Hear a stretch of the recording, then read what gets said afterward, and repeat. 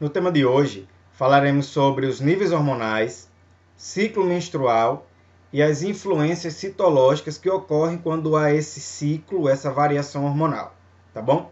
Então vamos trazer essas informações, trazer elas para o nosso cotidiano de análise das lâminas de Papa Nicolau.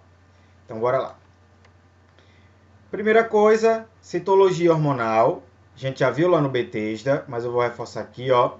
Citologia hormonal, onde é que ela ocorre? No epitélio vaginal, tá certo? Lá no Bethesda, quando tinha aquela partezinha de avaliação hormonal, já dizia isso. Então não confunde.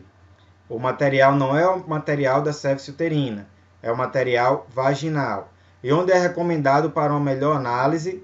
Na parede lateral da vagina. E não pode ser muito próximo da cervix uterina, porque lá no fundo do saco vaginal vai ter muitas células descamadas, células de outras regiões do organismo que aí podem interferir na sua avaliação, tá bom? Então tem que ter uma certa distância. Essa avaliação se dá em células escamosas, até porque o epitélio vaginal é um epitélio escamoso, tá bom? A maturação ela é estrógeno dependente. Quanto maior a concentração de estrógeno na paciente, mais maduras estarão essas células. E qual é a maior maturidade dessas células? Células superficiais, certo? Lembrando, epitélio da ectocervice, epitélio escamoso da vagina, ele vai seguir também todo aquele desenvolvimento de basal, parabasal, células intermediárias e células superficiais. Então, qual é a maior maturação? Células superficiais, ok? Então, em 1917, Papa Nicolau e Stockard, que faziam análise de histologia hormonal, acabaram descobrindo que nesta análise, acabaram descobrindo acidentalmente células neoplásicas. Então, eles começaram a desenvolver a ciência que hoje nós estamos trabalhando a partir dessas observações. Foi analisando a citologia hormonal que eles acabaram vendo que existiam células alteradas, que tinham comportamentos diferentes, não é nem comportamentos, né? Estruturas citomorfológicas diferentes, que eram incompatíveis com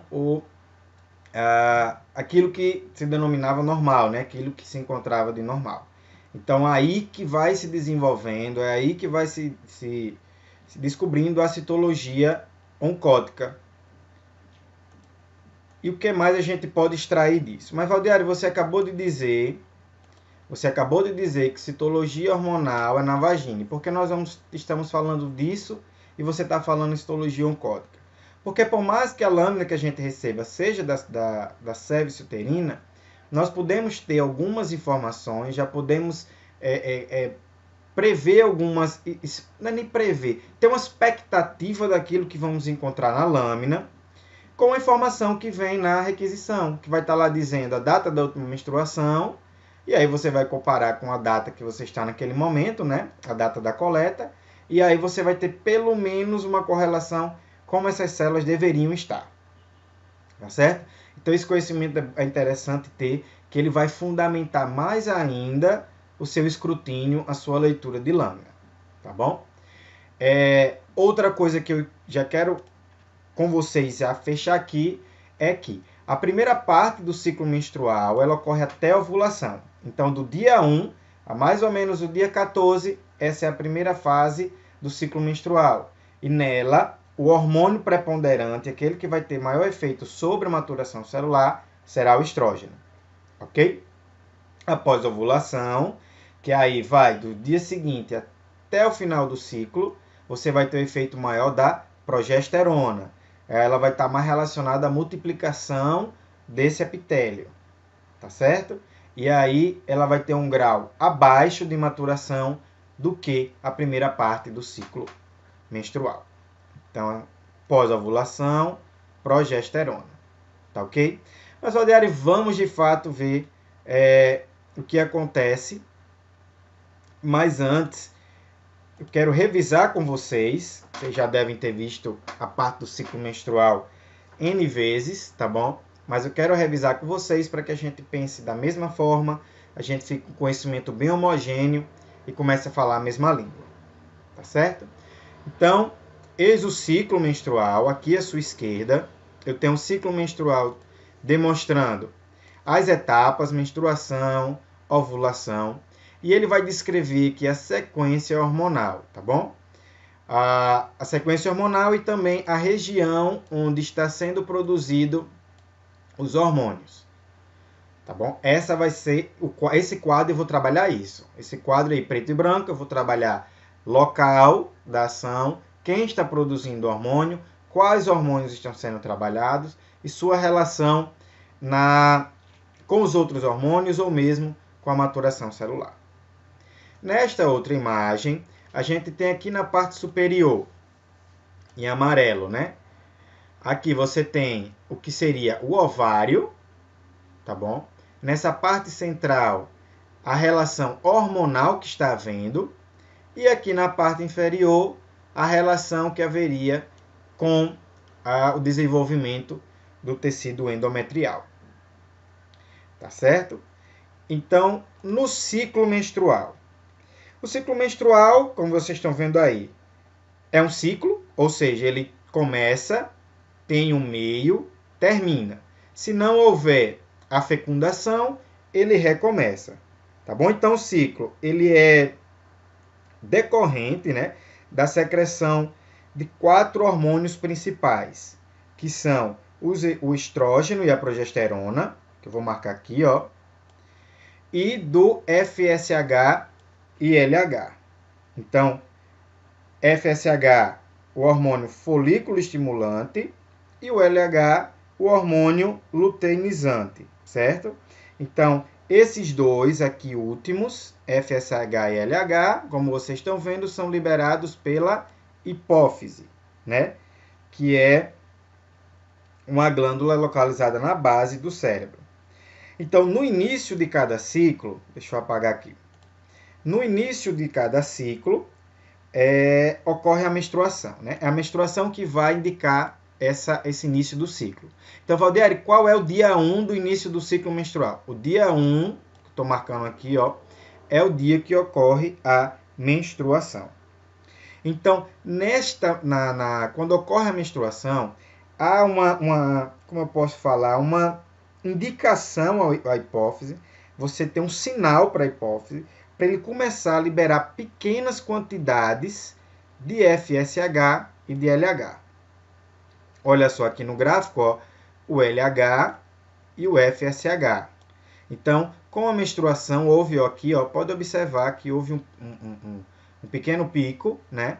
Ele deu essa elevação, começou a liberar esses dois hormônios. Teve 2 pulsozinhos aí que fizeram levar esses hormônios. Então, o folículo estimulante, principalmente, vai promover o crescimento de quem? Dos folículos ovarianos. E os folículos ovarianos estão onde? No ovário, não é isso? Então, aqui, ó, estava o folículo ovariano em repouso, um deles foi estimulado e começou-se a desenvolver. Então, acompanha comigo, eu estou nesse gráfico e nesse gráfico sempre nessa imagem mostrando os dois ao mesmo tempo. Esse folículo ovariano aumenta, né? Observa aqui que ele vai aumentando e ele vai amadurecendo sob o efeito desses hormônios. O crescimento desse folículo acaba estimulando a produção de estrógeno. Olha só, né? Aumentou, começa a estimular. Como é que a gente vê isso no gráfico? Observa aqui essa curva do estrógeno, que ela está em crescente, né? O folículo se desenvolvendo e o estrógeno aumentando. Essa seta ficou meio tremida, mas enfim, deu para entender, né? Deixa eu apagar, não gostei não, ficou feio. Vou colocar essa outra seta. Então, o que é que está vendo aqui? Está vendo um aumento gradual do estrógeno com o desenvolvimento desses folículos. Então, primeiramente, o que é que o estrógeno vai fazer? Ó, aqui. Primeiramente, o estrógeno vai acabar reduzindo esse pulso de FSH e LH, ó, A curva caiu, ó, tá vendo? A curva caiu também, ó. Viu que houve um decréscimo? O estrógeno aumentando e um decréscimo do FSH e do LH. Porém, em seguida vem a segunda etapa. Nessa segunda etapa, há um aumento súbito do LH e do FSH. Acompanha comigo aqui, ó, em azul, tá? O LH, olha o pico do LH. E o FSH em verde, olha o pico do FSH. Tá certo? Então, o que é que aconteceu aí? Houve um pico bem expressivo. E é nesse pico que ocorre a ovulação. Então, esse folículo que estava em desenvolvimento, ele acaba liberando o óvulo, que eu vou marcar aqui de azul. Então, o óvulo aqui está liberado, ó, certo? Em azul, que ocorreu mais ou menos aqui no 14º dia do ciclo menstrual. Ok? Nesse mesmo período, o estrógeno que estava em crescimento fez o que com o endométrio? Ele está promovendo o desenvolvimento do endométrio. Então, observe que ele aqui ele tinha uma camada bem menor e começou-se a desenvolver esse endométrio na fase pré-ovulatória, na primeira fase que eu já comentei com vocês. Tá bom? Então, vamos continuar preenchendo aqui esse gráficozinho, esse esquemazinho do lado esquerdo. Vou marcar aqui, né? O aumento súbito, teve a estimulação, houve a ovulação. Com essa ovulação, vai se desenvolver o que? O corpo lúteo, né? Que é formado pelos, vamos chamar assim, os elementos residuais do folículo rompido. Então, vai se formar aqui, ó, corpo lúteo, como vocês podem observar, o corpo amarelo, enfim, como preferir. Esse corpo lúteo, ele começa o quê? Começa a liberar, a secretar, tá bom? Estrógeno e progesterona, mas em maior quantidade. Vocês podem observar claramente aqui no gráfico, ó, olha quanto de progesterona passa a ser liberado após a formação do corpo lúteo. Então, é esse o progesterona, que é o hormônio conhecido por manter a gravidez, né? É ele que vai continuar o desenvolvimento aqui do endométrio, né? O endométrio continua a se maturar e é ele que vai manter essa gravidez caso ocorra a fecundação, tá certo? Corpo lúteo, vocês podem observar aqui nessa imagem que ele tinha um tamanho, foi diminuindo, ele foi regredindo. Então é basicamente isso. A progesterona houve o pico, mas se esse corpo lúteo não for estimulado, ele vai regredir. Se ele para de regredir, ele para de produzir progesterona. Se a progesterona cai e o estrógeno cai, aí vai vir um novo ciclo com a nova menstruação. Tá bom? Então vamos ver aqui nessa sequência, a progesterona e o estrógeno, né, vão inibir o FSH e o LH. Consequentemente, se ele inibir o FSH e o LH, ele está fazendo o que nessa sequência aqui, ó? Se fosse ele, FSH e LH vai promover o crescimento do folículo ovariano. Se ela inibe isso, se esses hormônios inibem esse desenvolvimento, então vai impedir a formação de um novo folículo, tá bom? Caso houvesse fecundação. Como não houve a fecundação, então o que é que vai acontecer? Vai regressão do corpo lúteo, diminuição de progesterona e estrógeno e inicia um novo ciclo, como eu tinha citado anteriormente.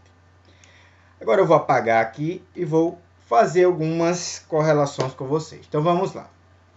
Nessa primeira fase, em que há relação com o estrógeno, eu vou ter células mais maduras. Então, quando houver o pico da ovulação, eu vou ter um grau máximo de maturação celular. Eu vou ter células, eu vou ter uma lâmina repleta e predominantemente formada por células superficiais, né? Nesta segunda fase pós-ovulatória, eu vou ter prevalência de progesterona e eu vou ter um decréscimo desse estrógeno. Olha só o estrógeno como caiu, tá bom? e vai ter um aumentozinho depois. Mas a progesterona ela vai ser prevalente. E essa prevalência faz com que essa célula não seja tão madura quanto era com o estrógeno, no pico do estrógeno. Tá ok? Então, já dá para fazer essas correlações. Vamos à próxima imagem.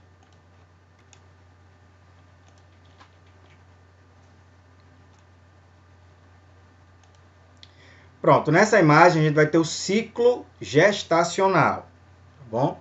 Ali a gente tem o ciclo menstrual e agora a gente vai avançar mais um pouco no ciclo gestacional. Neste ciclo, você pode observar aqui todas aquelas etapas que nós observamos, né? Ó, menstruação, sinaliza para a hipófise, secretar FSH e LH. Principalmente o FSH vai promover o crescimento dos folículos ovarianos no ovário, que vai o quê? Aumentar a liberação do estrógeno. Numa primeira fase, numa primeira parte, ela vai inibir o FSH e o LH, que vocês puderam ver na curva, que há um decréscimo. Mas numa segunda etapa, há um aumento súbito do LH e do FSH, que vão estimular a ovulação. Fica fácil, né? A sequência assim, ó. Só seguir a sequência que você consegue retirar as informações que necessitam. Eu estou só refazendo, tanto para memorizar, quanto para vocês observarem que esse ciclo aqui é o mesmo. Então, nesse caso, há uma diferença, porque nesse caso houve a fecundação. Então, o óvulo espermatozoide, houve a fecundação. Então, o embrião vai se deslocar e atingir o útero, tá bom? E essa placenta começa a secretar um hormônio, né? Houve anidação, houve todo o processo lá de chegada do embrião. Então, a placenta começa a liberar o hormônio, né? Que é a gonadotrofina coriônica humana. E o que é que esse HCG vai fazer? Ele vai impedir a degeneração do corpo lúteo. Lembra, né? Lembra lá na tela que vocês observaram que o corpo lúteo ele foi degenerando a cada momento após o 14º dia, após a ovulação. Mas o HCG, ele vai fazer o quê? Ele vai manter esse corpo lúteo. Se ele manter esse corpo lúteo, o que é que ele vai fazer? O que é que ele vai estar mantendo? Olha aí, vamos olhar aí na imagem. Então, ele vai manter essa produção de progesterona e de estrógeno, né? Que são os hormônios que vão manter a gravidez, que vão manter a gestação, principalmente a progesterona. Então, a produção vai fazer o quê? Inibir o LH e o FSH. Se eu inibo o LH e o FSH, eu estou inibindo o quê? Eu estou inibindo o crescimento de um folículo ovariano novo. Consequentemente, eu estou impedindo uma nova ovulação. Tá certo? Então, assim, você está promovendo um bloqueio do ciclo menstrual. Esse corpo lúteo, né, vai estar produzindo aqui progesterona, que vai manter a gestação, tá bom? Até o final do parto, e aí depois do parto começa a reiniciar o novo ciclo. Então, esse corpo lúteo, ele vai ficar liberando hormônio até o final dessa gravidez, até o parto, tá bom? Então, vale lembrar, né, vamos relembrar nesse sentido, que os hormônios LH e FSH, liberados pela hipófise, e os gonadotróficos, né, que é a progesterona e o estrógenos, eles são produzidos tanto no homem quanto na mulher, tá bom? E eles agem sobre diferentes órgãos. Os hormônios sexuais, progesterona e estrógenos, são secretados, né, como a gente já viu desde o início, são secretados pelos ovários, tá bom? E é liberado também pelos testículos nos homens. Eles só são liberados em quantidades diferentes, características diferentes. Então, voltando aqui, ó. Então, essa fase final que eu disse aí é só para reiterar que esses dois hormônios, eles não são produzidos apenas em mulheres, tá bom? Mas o efeito deles, com certeza, sem sombra de dúvida, maior serão nas mulheres. Mas os homens também produzem. Porém, os homens vão estar sob efeito maior da testosterona, tá? Essa informação eu trouxe só para que a gente recordasse algo lá do passado sobre esses dois hormônios, ok? Então, eu vou apagar aqui e vamos dar continuidade. Então, ok, Valdeir, agora vamos de fato pensar de forma na citologia. Deixa eu ver onde é que eu posiciono aqui essa base. Eu vou colocar aqui. Então, do dia 1 ao dia 6 do ciclo. Olha só relembrando que o dia 1 é qual, hein, Valdieri? O primeiro dia da menstruação. Do dia 1 ao dia 6, o que normalmente vai acontecer? Aí aqui na esquerda tem para facilitar a visualização de vocês. Durante os primeiros 5 dias do ciclo menstrual, presença de sangue. É uma lâmina bastante hemorrágica.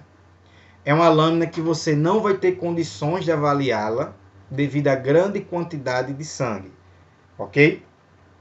Então não é o ideal trabalhar em Papa Nicolau nesses dias, ok? O que é que você vai encontrar então? Você vai encontrar células endometriais descamadas, sejam individuais, sejam agrupadas, ok? Mas aí a gente vai ver células endometriais no segundo momento dessa aula que a gente vai avaliá-las. Também nesses primeiros 5 dias, você vai ter muitos leucócitos polimorfos nucleares, que a gente resume PMN, nessa lâmina, que também vai ser uma lâmina muito suja, uma lâmina muito obscurecida por sangue, uma lâmina muito obscurecida por leucócitos. Então, muito provavelmente, essa lâmina vai se enquadrar lá em Papa Nicolau como insatisfatória para avaliação. Por quê? Obscurecimento por sangue.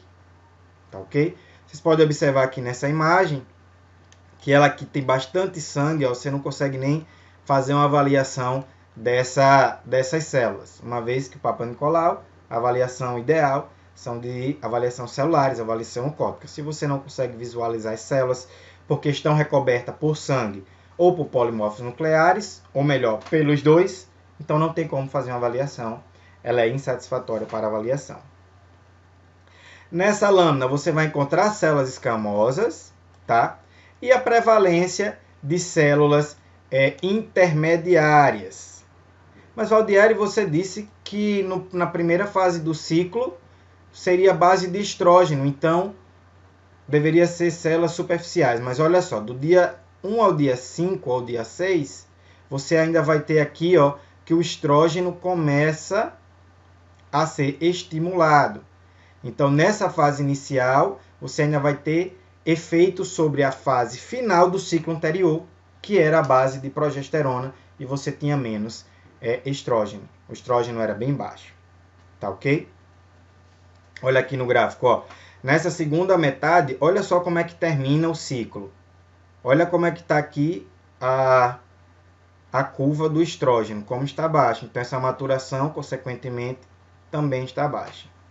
Ok? Então, você vai encontrar essas células intermediárias aglomeradas, citoplasma dobrado. São informações essas, mas que, como eu disse, com muito sangue você não vai conseguir nem avaliar essa lâmina. Então, quando chega aqui no 4º, 5º dia, deixa eu apagar aqui. Quando chega aqui no 4º, 5º dia, ele está me dizendo que essas células intermediárias ficam menos aglomeradas e você tem uma melhor preservação citoplasmática. Tá bom? Então, é nos primeiros 5 dias, né? Do dia 1 ao dia 6. Seguindo em frente. Importante. Como eu falei aí da questão de sangue, né? Que estava relacionada à menstruação, eu vou aproveitar esse momento e vou falar um pouco de orientações ao paciente, super rápido. Então, quando o paciente vai fazer a coleta, então é importante orientá-lo que a paciente não esteja menstruada, né? Porque a presença de sangue pode alterar o resultado, como vocês viram, tanto leva à insatisfatoriedade, como você pode ter uma lâmina muito suja. E aí você vai levar uma interpretação. Se você ainda tiver condições, de analisá-la. Se ainda tiver condição de ser satisfatória, tomar muito cuidado para você acabar não levar a liberar um resultado equivocado. Exemplo, você tem lá muitas células endometriais, que são células que descamam em conjuntos hipercromáticos. Você pode achar que ali você já está tendo um carcinoma ou um HCIL, e na verdade não é nada disso. São células endometriais descamadas, que a seguir vocês vão ver que precisam de uma atençãozinha sim, porque elas podem levar ao erro, tá bom? Essa paciente também não pode ter relações sexuais, tá? Mesmo com camisinha 2 dias antes da coleta do exame de Papa Nicolau. Então ela não pode estar menstruada, ela não pode ter tido relações sexuais. E ela também tem que evitar o uso de duchas, medicamentos vaginais, anticoncepcionais locais nas 48 horas anteriores à realização do exame. Mas, Valdieri, por que isso? Porque essa questão de medicamentos vaginais e anticoncepcionais locais, tá, gente? Não é o via oral, não, que a gente está falando. A gente está falando do anticoncepcional local, a pomada, a reposição de estrógeno local, certo?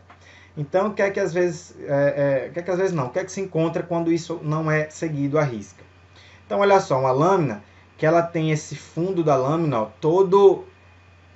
que a pessoa menos preparada vai olhar e vai dizer, eita, diátese tumoral, caramba, tem alguma coisa errada aí, algo mais grave.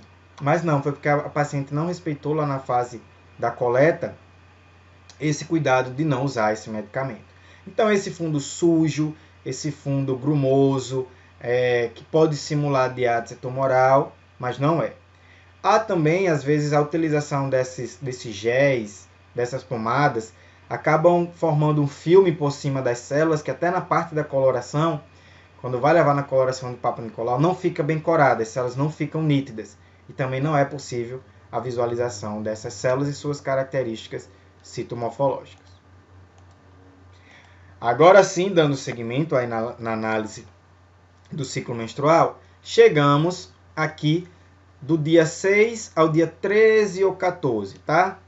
Normalmente os livros sempre colocam ali o dia 14, o dia da ovulação, mas outros livros colocam que ele pode acontecer do dia 13 ao 14 ou nessa transição. Então, coloquei dessa forma.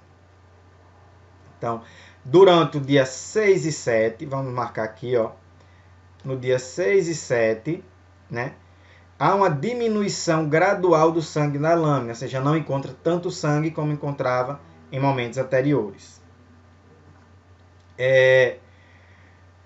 Até o 10º ou mesmo o 12º dia, você pode encontrar células endometriais aglomeradas, né?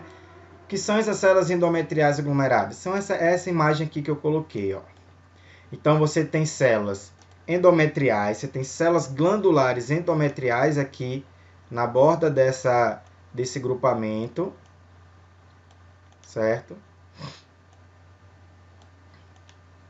E no interior desse grupamento, você tem as células estromais, células do estromas, né? Que é essas células bem compactadas, hipercromáticas, e essas células que, se não tiver cuidado, você pode levar ao erro, uma interpretação incorreta deste escrutínio da lâmina. Então, fique atento a isso, tá bom?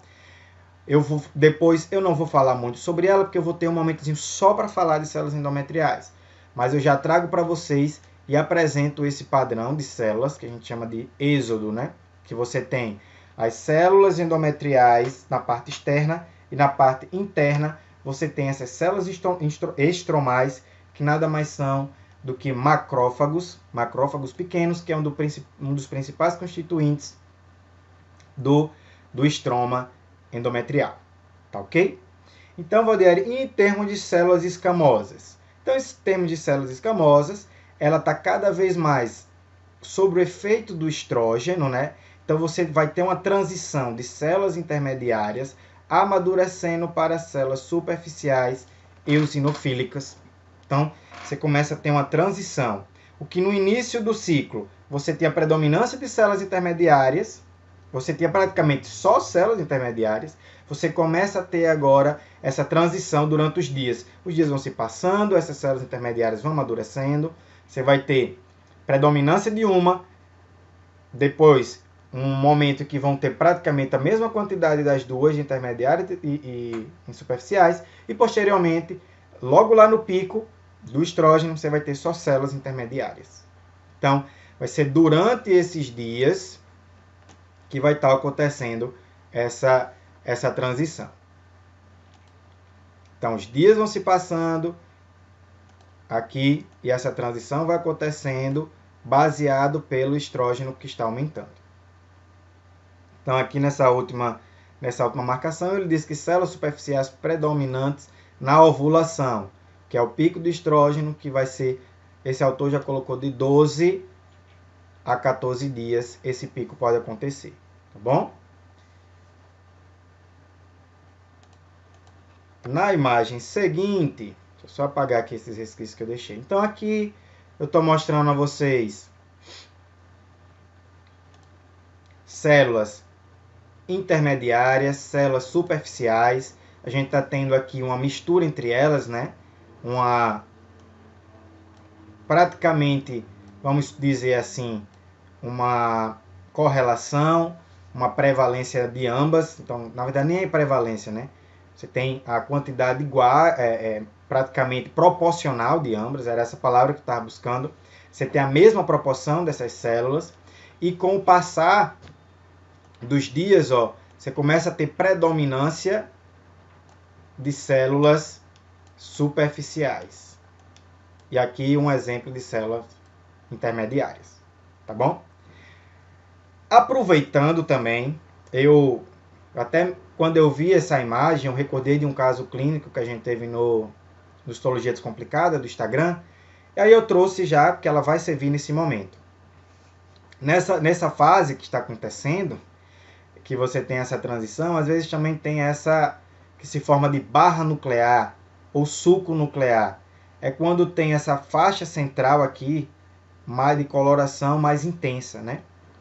Mas aí no COS ele diz que essa mudança está presente em pessoas sadias. Provavelmente está relacionada, né, com pregas nucleares, sulcos nucleares, mas seu significado é desconhecido. Porém, é um achado que ele não demonstra malignidade, tá bom, gente? Então, eu aproveitei esse momento para trazer essa informação, pois exatamente nas imagens que eu estava vendo, eu achei essa aí. Então, o caso clínico foi esse, o caso clínico 80, de 20 de julho de 2017, em que praticamente 50% de quem comentou colocou como atipia de significado indeterminado, né, não neoplásico, possivelmente não neoplásico, e outras colocou negativo para lesão e malignidade.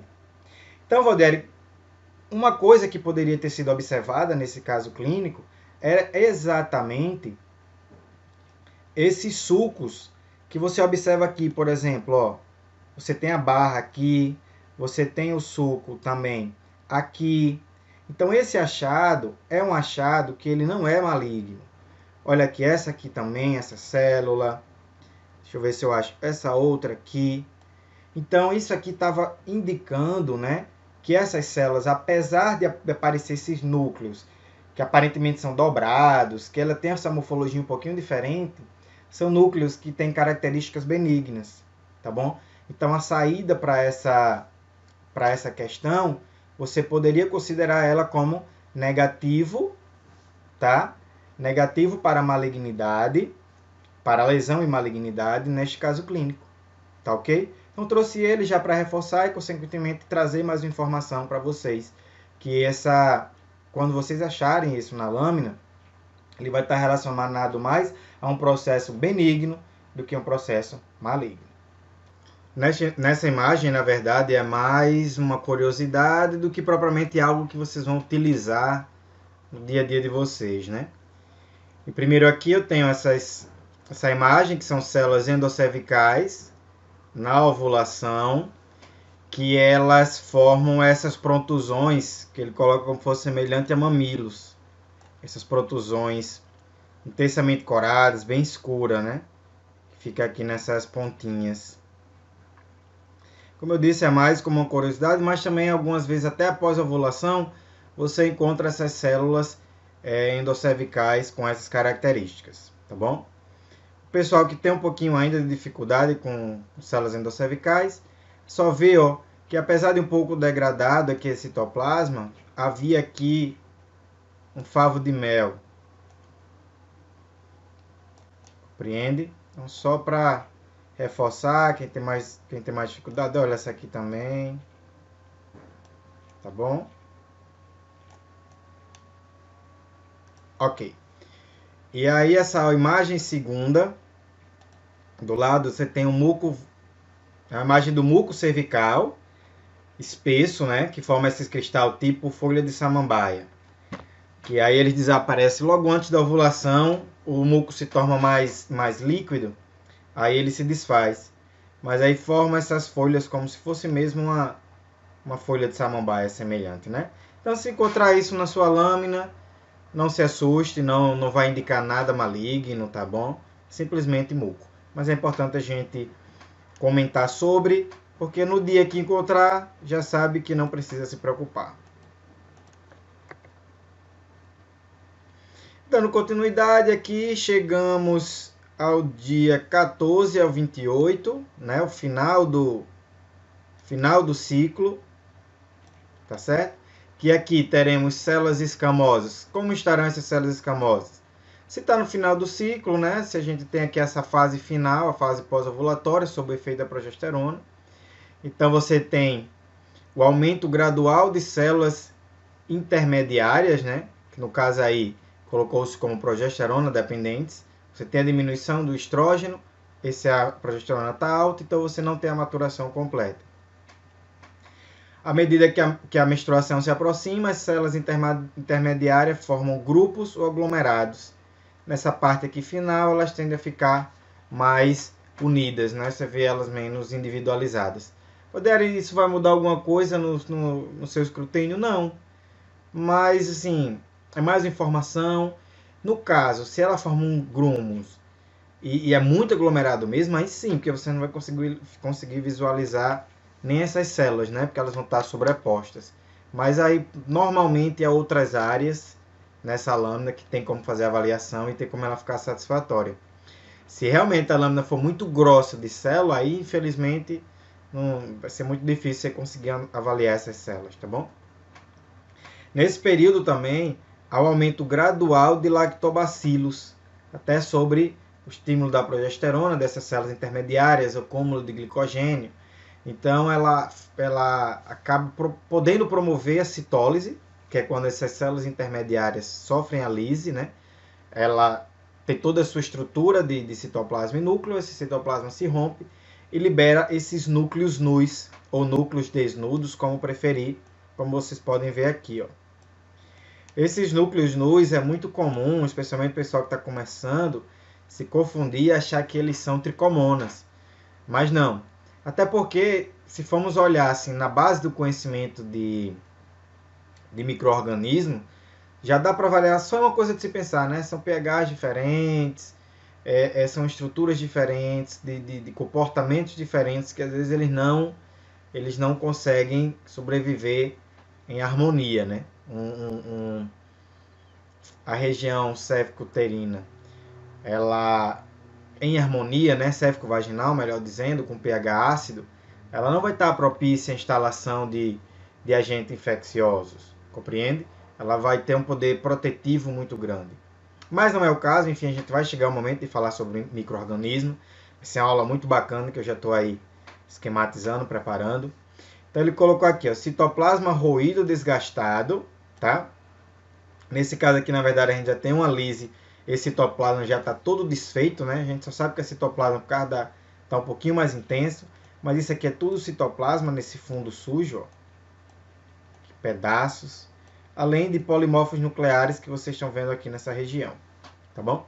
Núcleos nus eu já falei, e fundo de lâmina sujo com detritos eu também já falei, que fica com esses restos celulares, que também às vezes confundem com tricomonas.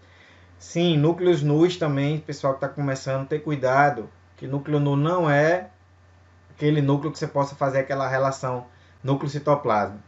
Já tive a oportunidade de alguns alunos chegarem e dizer, não, professor, olha só, tem uma alta relação núcleo-citoplasma. Se não tem citoplasma, como é que vai ter alta relação núcleo-citoplasma? Pense nisso. Então, cuidado aí, não vá colocar um HCIO, já colocar uma lesão de alto grau numa lâmina em que haja citólise. Então, e essa informação que essa aparência aqui permanece até o novo ciclo celular se estabelecer, tá certo? Que aí novo estímulo hormonal, desenvolvimento de células, maturação de células para repor essas células que foram lisadas.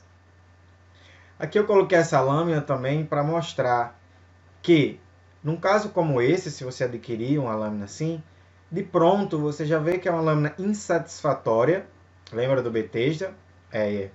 Então, uma lâmina nessas condições, você não tem como avaliar as características citomorfológicas. As células estão todas lisadas, não é verdade? Então, aqui seria um caso para uma nova coleta, considerando que esse campo se reproduz em toda a lâmina, tá? Se você pega um campo que está assim, mas no restante da lâmina você ainda tem uma boa quantidade de células que estão em perfeito estado de avaliação oncótica, então aí tudo bem. Ela permanece sendo uma lâmina satisfatória, tá bom? Então aqui mais uma vez, ó, núcleos desnudos, núcleos nus.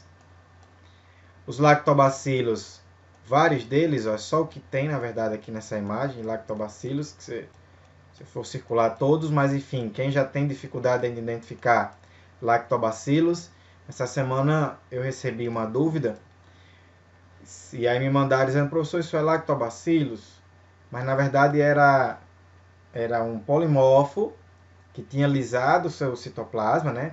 Tinha havido a lise, e a cromatina nuclear do polimorfo estava esticada por artefato mesmo de confecção de lâmina. Quando fez o esfregaço, aquela cromatina foi esgaçada na lâmina, compreende? Mas é muito diferente o tamanho de uma bactéria para o tamanho de uma cromatina nuclear, né? Só em olhar aqui, você vê aqui o tamanho do núcleo relacionado a essa bactéria são milhões de vezes maior, tá bom? Então, atento nisso também. Como é do fundo sujo, né? Tem um restinho aqui de citoplasma, ó. Resto de citoplasma. Fundo bem sujo, às vezes bem pior que isso, né? Tem vezes que ele ainda se encontra pior.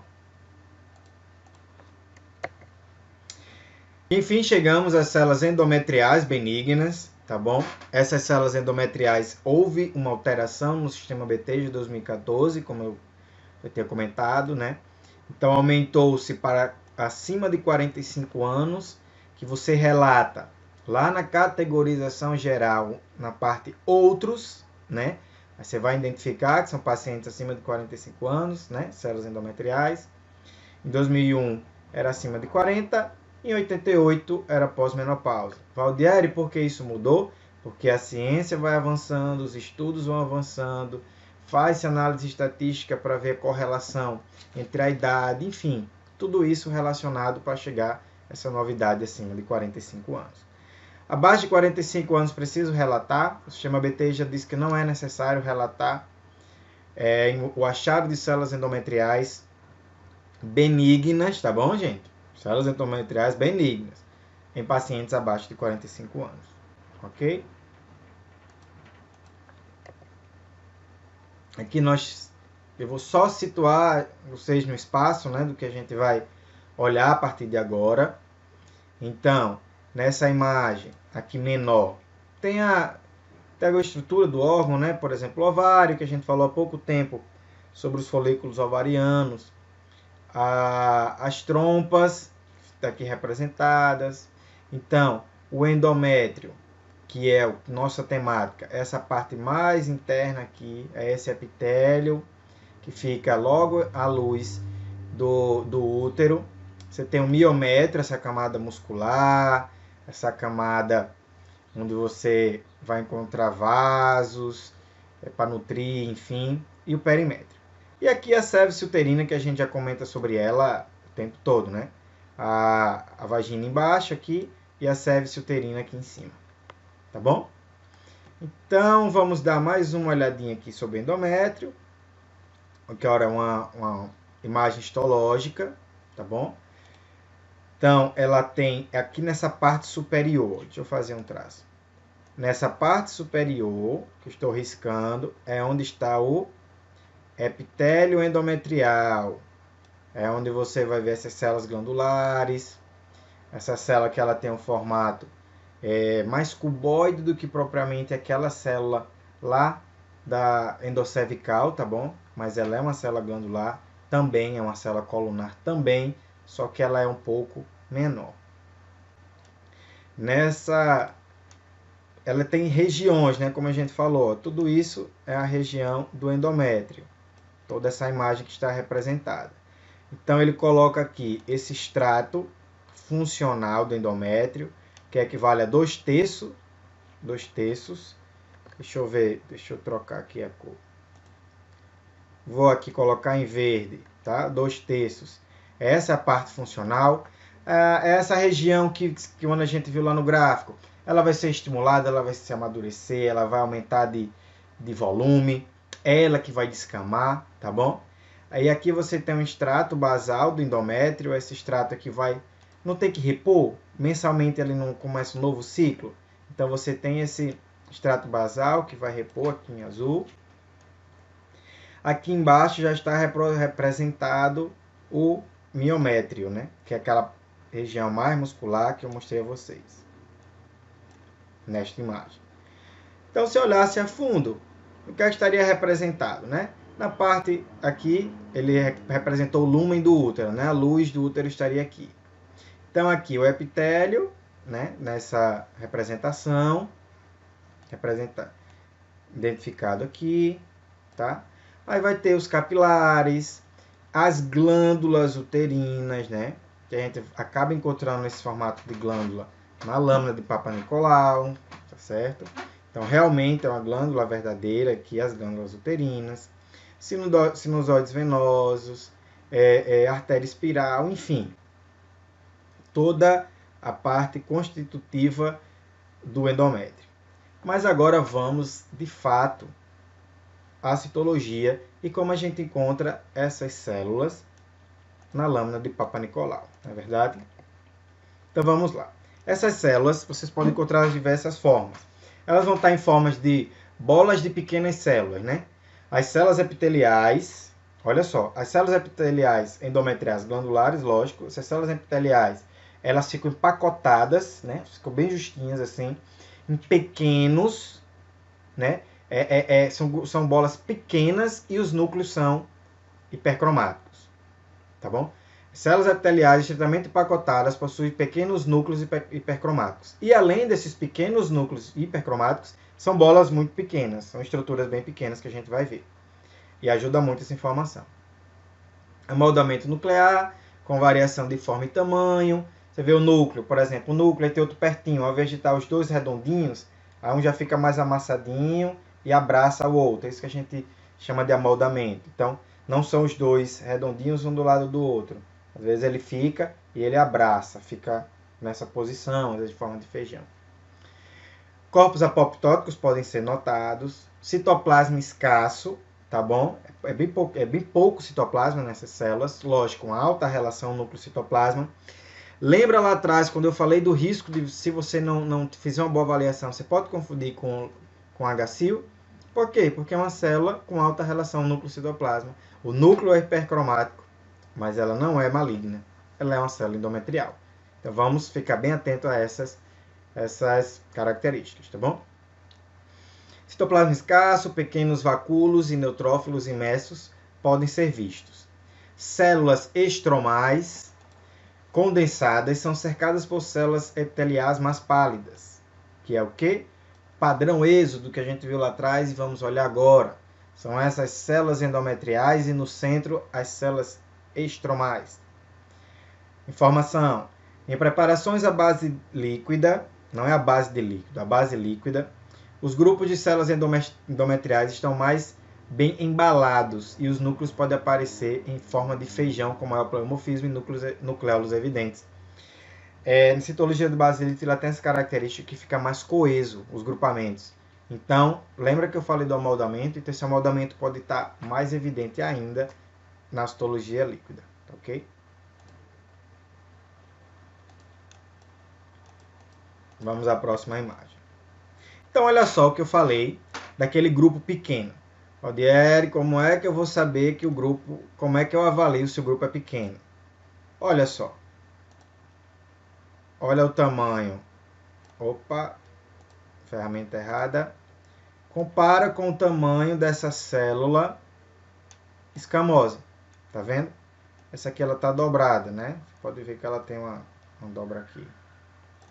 Mas olha só, compara. Ela é quase equivalente ao tamanho de uma célula escamosa. Tá bom?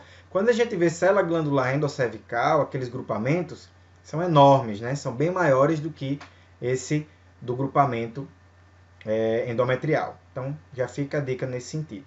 Vamos ver se a gente acha mais características. Pouco citoplasma, concorda? Olha a quantidade que eu tenho de citoplasma e essa quantidade de núcleo, né? Então, cuidado para não achar que é um HCIO, tá bom? São grupos hipercromáticos, você vê que é até complicado de visualizar às vezes. Às vezes você tem neutrófilos aqui embebidos, inseridos no grupamento. 1, 2, pode ser que tenha até mais, mas assim eu não consigo ver. Tá bom? Então, fica atento nessas configurações e pode ser que apareça pequenos nucleolos. Então, olha só a informação aqui ao lado. A perda de células endometriais em pacientes em idade fértil após o 12º dia de ciclo menstrual está associada à endometriose, a pólipos endometriais e a dispositivos intrauterinos. Por que essa informação? Via de regra, na lâmina de uma pessoa sadia na idade fértil, as células endometriais vão aparecer até o 12º dia. Né? Se a endometrial não vem da descamação, no 12º dia você já está se aproximando da ovulação, você não já vai estar tendo mais descamação, compreende? Então não é mais para encontrar esse tipo de célula. Se você encontrar numa paciente de idade fértil, ela é mais indicativa dessas patologias, desses achados, endometriose, pólipos endometriais, ou mesmo a utilização do DIU, do que uma neoplasia. Tá ok? Fica alerta nessas informações. Então aqui é aparência normal de células endometriais. Vamos ver o que é que ele vai dizer. Detalhes nucleares, né? Podem ser em algumas células diferenciadas. Notar pequena quantidade de citoplasma e a cromatina aparentemente granular. Aparentemente não, aparece granular, né? Ó, aqui, ó. Bom, você vê que há uns granulozinhos, mas ela é bem distribuída. Essa borda nuclear, pode ver, ela é mantida. Você não vê aqui irregularidade de borda para pensar em algo maligno, tá certo? Vamos à próxima imagem. Nessa próxima imagem, mais uma vez, chamo a atenção ao tamanho do grupamento. Olha o tamanho de uma célula superficial, ou melhor, intermediária, tá bom? Olha o tamanho de uma célula escamosa e olha o tamanho desse grupo.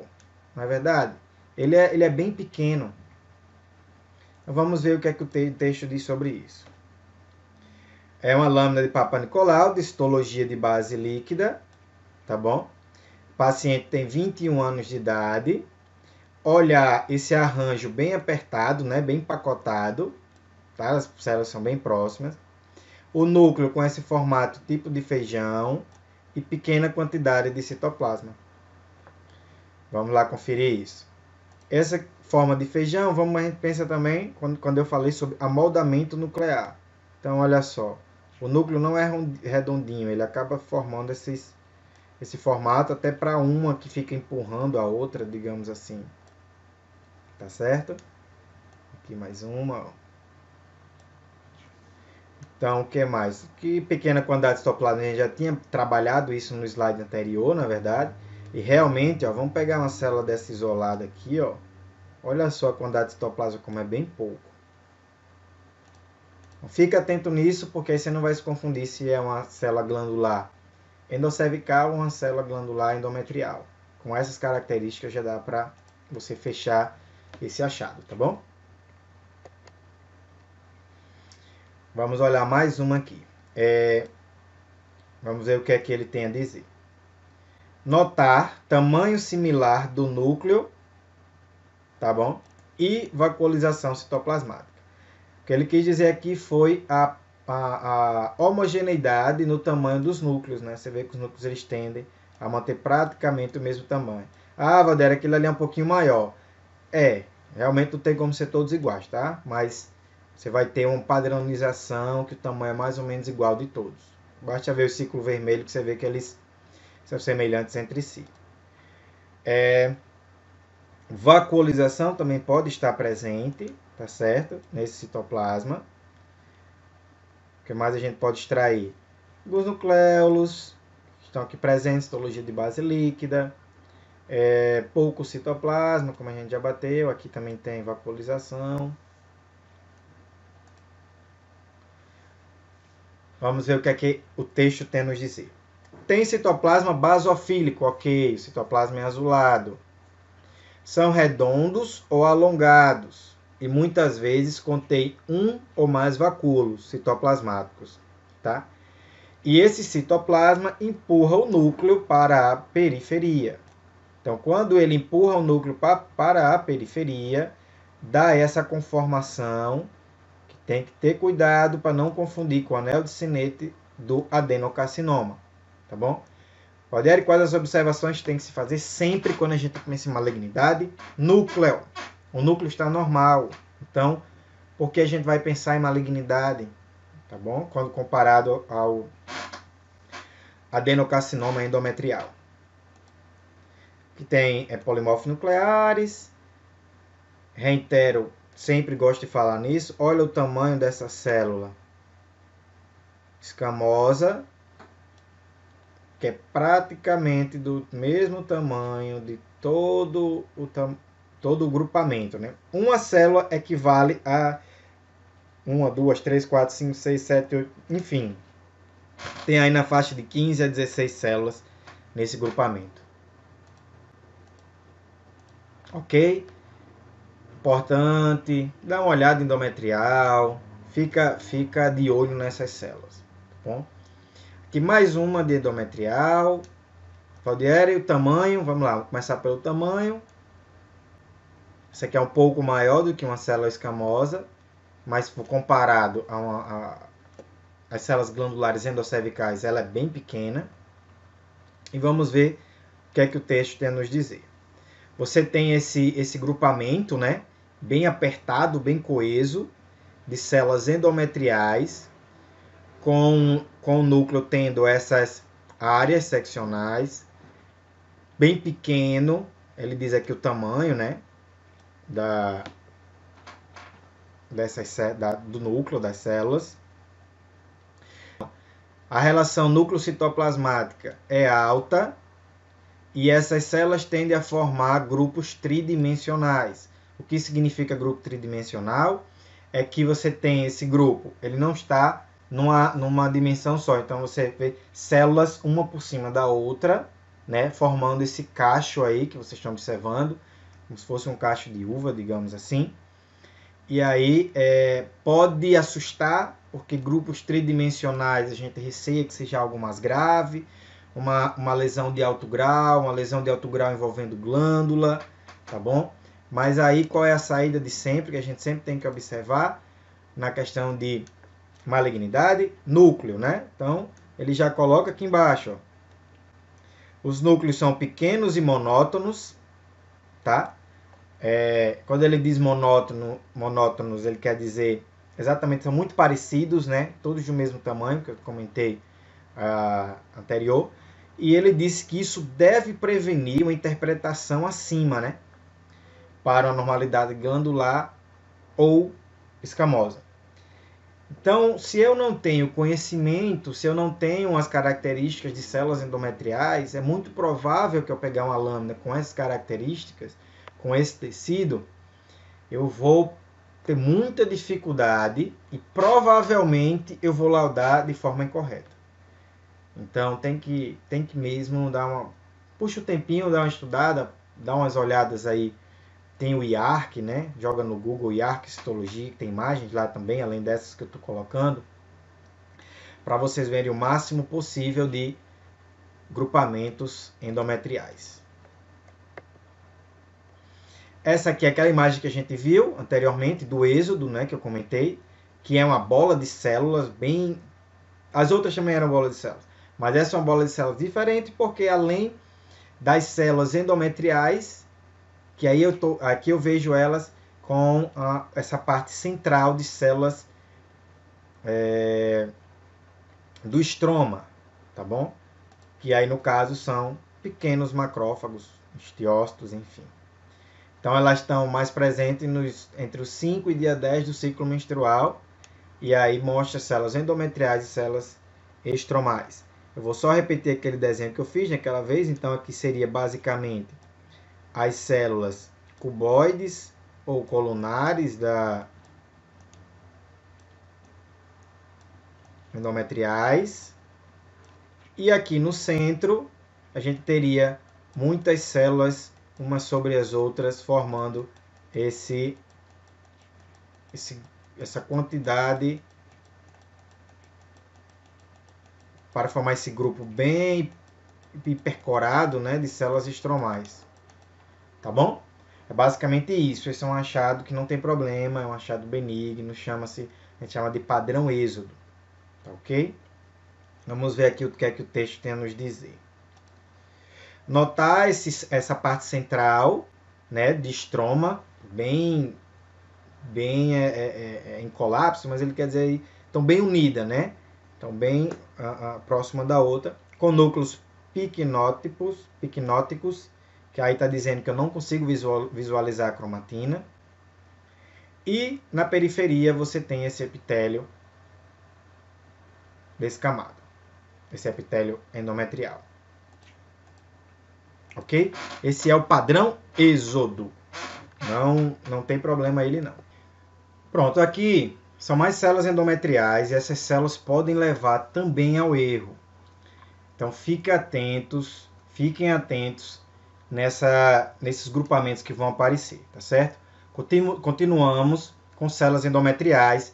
Aquelas que falávamos era proveniente da menstruação, não é isso? Mas tem um aqui que você tem que ter um cuidado bem grande. Olha só. Então, mais uma vez o desenho do útero. O útero você tem o fundo, né? Aqui. Ou melhor, vamos lá, vamos fazer direitinho. O útero é dividido em corpo e a cervix uterina. A cervix é essa que a gente fala sempre, tá bom?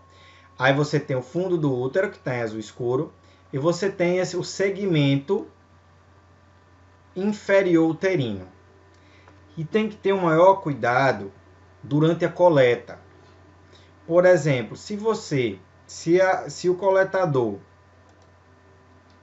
deixa eu simular aqui, se o coletador pega a escova, né? A escova ela tem que vir chegar até a endocéfice, concorda? Deixa eu mudar a cor porque esse azul já existe. Vou colocar aqui verde limão.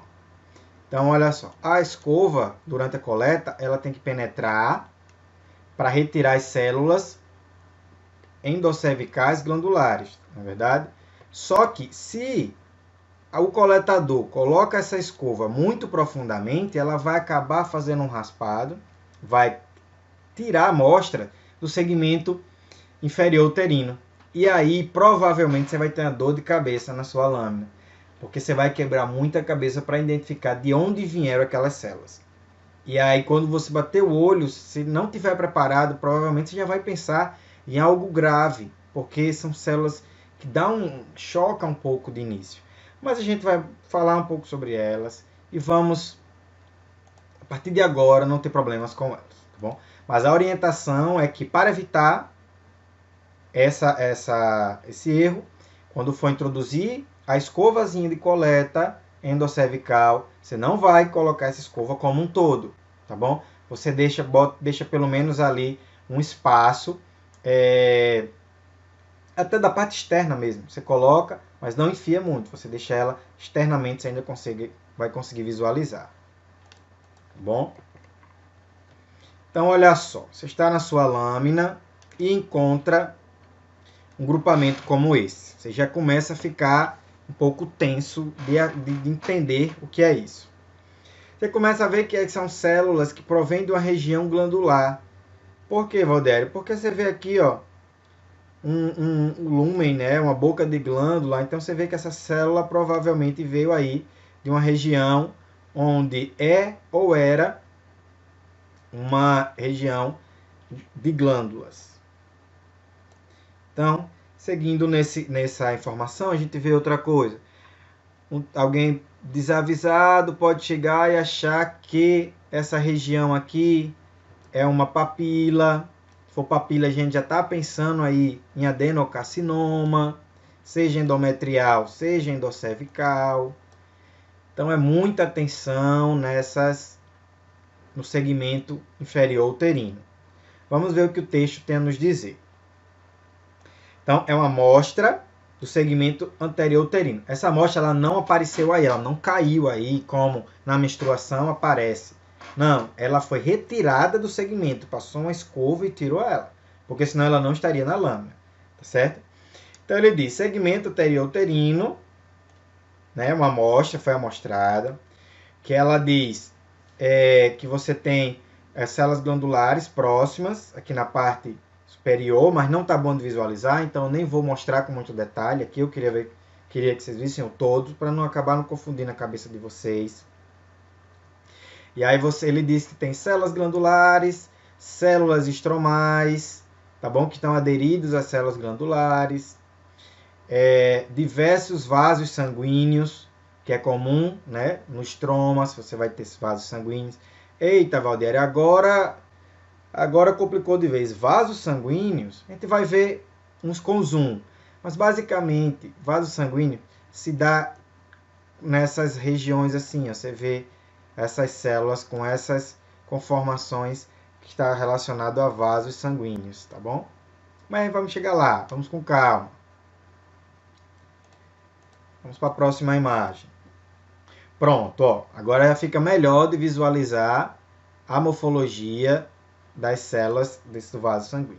Então vamos ver, a amostra também foi retirada do segmento uterino anterior, ou baixo, enfim. Células endometriais do estroma, né? Células do estroma endometrial, desculpe, aderidas a vasos sanguíneos, tá bom? Então, olha só, vamos ver o vaso sanguíneo agora. Então, o que é o vaso sanguíneo? É essa conformação aqui, ó.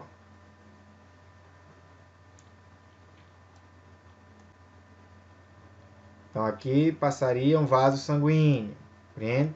Aqui também seria outro. Aí, o que é que chama a atenção e o cuidado enorme que se deve ter? Vou voltar para o vermelho. É quando você observa, às vezes, esses núcleos achatados, saindo da região central, você já pode pensar em alguma coisa como plumagem. E aí, se você fizer isso, você vai cometer um erro grave, porque você já vai estar pensando em atipia de células glandulares, adenocarcinoma in situ ou adenocarcinoma invasivo. Mas no geral, quando você observa as células, todas elas são células com núcleos normais, redondinhos, bonitinhos, cromatina delicada, sem alteração, onde na verdade você tem aqui são células do estroma, células estromais endometriais. Então, é um achado benigno, tá? Você está tendo aí um achado benigno, que se não tivesse cuidado, provavelmente você ia laudar como atipia de células glandulares. Na verdade, é muito provável. Olha só esse achado aqui. Pronto. Desavisado, se você pegasse um achado como esse, não tinha dúvida. Já estava com a cabeça pensando em adenocarcinoma in situ. Esse grupamento aqui bem extenso, olha o tamanho dele comparado às células escamosas, né? Bem extenso, um formato aí de glândula, né? Então, assim, com o advento, né? Com o surgimento das escovas endocervicais, e aí você acabou aumentando o número de espécimes, né, do segmento uterino inferior. Que no passado nem tinha escova, né? Você fazia só com a espátula, mas aí com o advento da escova aumentou-se essa possibilidade desses achados. Então, em citologia convencional, eles normalmente aparecem com grupos bem largos, né? Com a característica, no caso aí, que parece não, tem um formato de papila, né? Mas é uma papila não maligna, tá bom? Que podia levar ao erro. Então, bastante atenção. Detalhe para ajudar: células estromais vão estar acompanhando. Aqui nessa região aqui você tem células do estroma, às vezes células de estroma que ficam saindo aqui, nesse caso não. Então, sempre atento na sua avaliação, que pode te ajudar nesse sentido, tá bom? Presença desses dois componentes. Vamos ver o que é que o texto tem a nos dizer. Uma glândula endometrial bem preservada, apresentando estrutura tubular. Tá claro, né? Aqui, ó, estrutura tubular. Ó, a glândula bem preservada. O que mais ele diz? Componentes do estroma também estão visíveis, certo? Na região do lado direito baixo, foi o que eu já tinha marcado aqui. Essa aqui também tinha células estromais. Também provavelmente no restante da lâmina você encontraria mais, ok? Quando você vai olhar, se fosse no maior aumento, né? Essas células glandulares endometriais têm células de redondas ovais, núcleos. Então, aqui a hipercromasia é variável nesse caso. E aí a cromatina, você observa que é uma cromatina que, apesar de um pouco grosseira, de grãos, mas ela é uniforme. Então, você não vê nada mais do que isso. E uma dica também importante é que a base do grupamento, olha só, essa é para anotar, certo? Essa daí você não pode esquecer. Quando você pega um grupamento, que o grupamento, quem está na extremidade é o citoplasma, tende a um achado benigno. Na malignidade, quem estaria aqui nessa região vermelha, ao invés de ser o citoplasma, seria o núcleo. E núcleo saindo da região central, tipo plumagem, né? Ele está perpendicular a essa região. É uma outra dica para vocês irem somando a chegar à conclusão do laudo. Tá ok? Então, células endometriais precisam realmente de atenção, tá certo?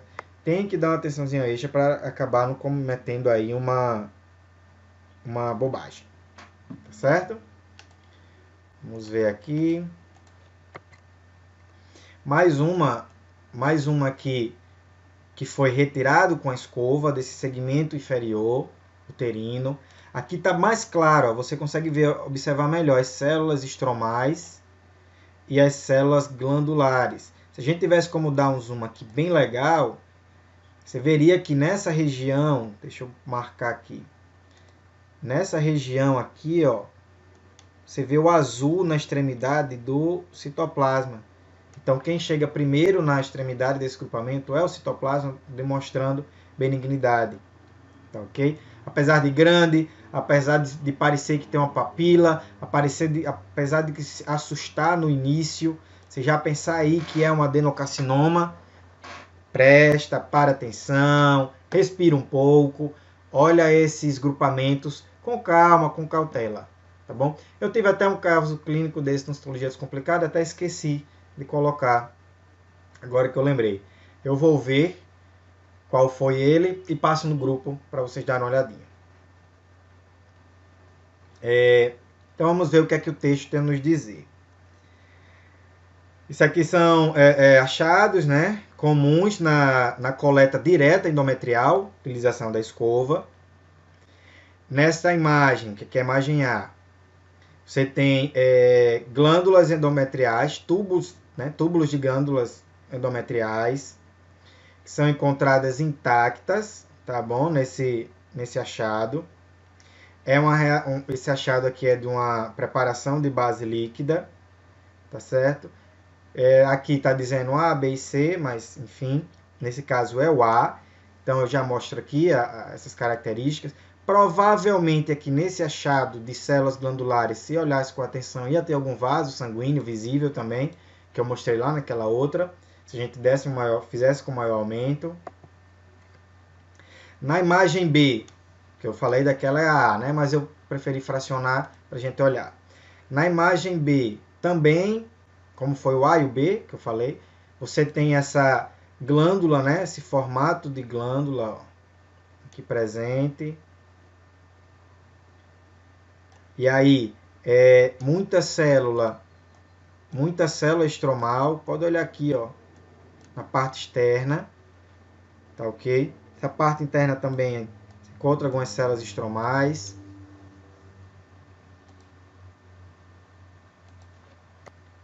Pronto, nessa imagem C, que aí vamos ver o que é que ele tem a dizer, o que é que o texto tem a dizer. Células estromais endometriais, né? Partindo aqui de um grupo provável de células do epitélio glandular, do epitélio endometrial glandular. E aí você vê aqui várias células endometriais. Muitas e muitas células saindo aqui, ó. Aí se não tem cuidado, você vê essas células nesse sentido, você vai achar esse grupo hipercromático, vendo essas células saindo aqui, ó, perpendicular ao eixo, já ia pensar novamente em algo maligno. Vamos chegar e falar de malignidades, eu vou falar sobre essas características. Eu estou falando por cima porque se eu for falar agora, eu vou perder a sequência. Se eu for falar da malignidade, das características malignas, dos grupamentos glandulares, tá bom? Então eu jogo por cima a informação, mostro essas características e quando a gente for falar novamente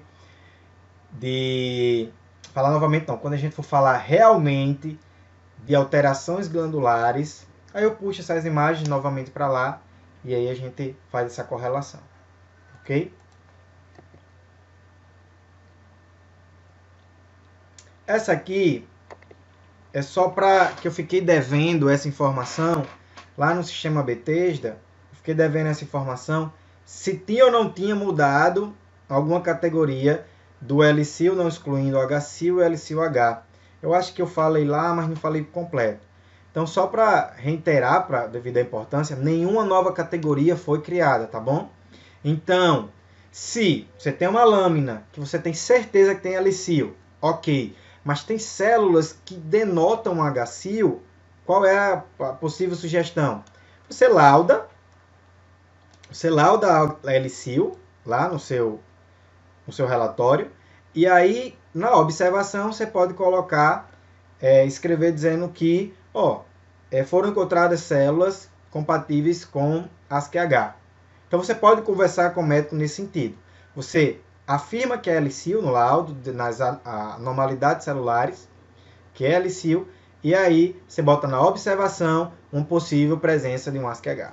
Pronto. É o que ele citou de possibilidade, você pode trabalhar assim. Mas também colocou nessa imagem lá, sendo muito claro. Agora é muito claro nesse sentido. Se você tem células tipo HCIL, tá bom? Mesmo em presença de células tipo LCIL, quem é que prevalece? A lesão de alto grau. Então você não vai usar LCIL em observação ASCII-H se você tem condições suficientes para reunir e afirmar que é uma lesão de alto grau. Tá bom? Aquele caso lá do LCIL com ASCII-H é uma observação bem assim, extra. Isso não pode se tornar comum, não. É algo bem restrito, digamos assim. Se tem células HCIL, é HCIL. Mesmo que o LCIL esteja lá fortemente apresentado na lâmina. Tá ok? É basicamente isso que ele diz aqui nesse texto. Então, pessoal, é basicamente isso o nosso papo de hoje. A gente fez essa abordagem hormonal, a gente fez essa abordagem endometrial. Você viu que o endométrio aí pode confundir. Então, vamos fazer exercícios sobre essa temática que a gente trabalhou. Vamos puxar novamente o assunto endométrico quando a gente for comparar com alterações, porque eu quero que vocês tenham bem segurança na hora de opinar, na hora de montar a sua estratégia de raciocínio, ok? Então, a gente se vê na próxima aula e até mais.